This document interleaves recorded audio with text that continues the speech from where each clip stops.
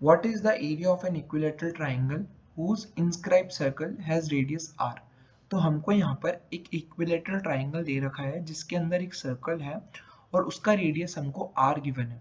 Now if I would सी कि हमारे options के अंदर ऑलरेडी r प्रेजेंट है, तो क्यों ना हम इक्विलेटरल ट्राइंगल की एक साइड को लेट कर लेते हैं एंड देन उसको हम r के इक्वल कर देंगे सो दैट हमारा आंसर इजीली निकल जाएगा.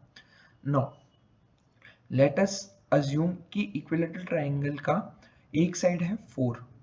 नाउ एज एक साइड 4 है, so all the sides will be 4, right?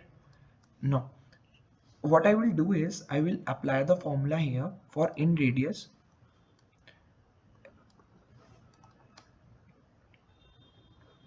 So the formula will be area upon semi-perimeter, right? Now how would I calculate the area? So area is root 3 by 4 side square. So for equilateral triangle the area will be root 3 by 4 into side square. So the side is 4 and side का square हो जाएगा हमारा 16.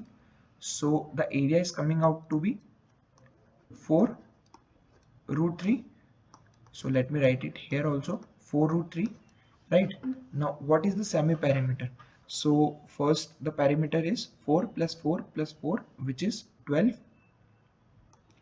So semi perimeter will be 4 plus 4 plus 4, which is 12, upon, as it is semi perimeter, so we will divide it by 2, so it will become 6. तो upon में हमारा 6 हो जाएगा. So after reducing it with 2, we will have 2 root 3 upon 3, right? So this is our r, right? अब हमको options के अंदर से सिर्फ ये देखना है कि r की वैल्यू 2 रूट 3 अपॉन 3 रखने पर कौन सा ऑप्शन हमको area which is equals to 4 root 3 दे रहा है.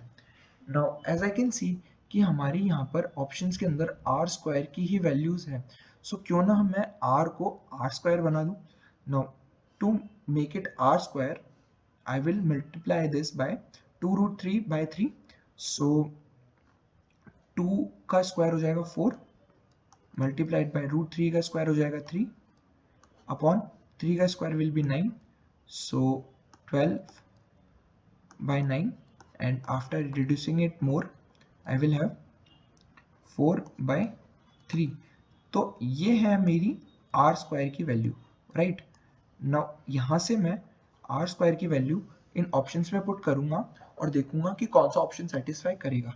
Now if I would see for a कह रहा है 4 multiplied by r square, so 4 multiplied by 4 by 3 will be 16 by 3, but मेरा एरिया तो ऑलरेडी 4 रूट 3 में ही आ रहा है, राइट?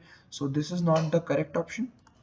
नाउ डी देखते हैं, बिकॉज ए या डी में से ही हमारा 90% केसेस में सही ऑप्शन होता है. सो 3 रूट 3 है हमारा D. So 3 root 3 multiplied by r square. तो r square is 4 by 3. So 4 by 3. So 3 से 3 कट जाएगा. This will come out to be 4 root 3, right? So 4 root 3 हमारा यहाँ पर satisfy कर रहा है because area भी हमारा 4 root 3 है. Hence we can see that option D is the correct answer for this question.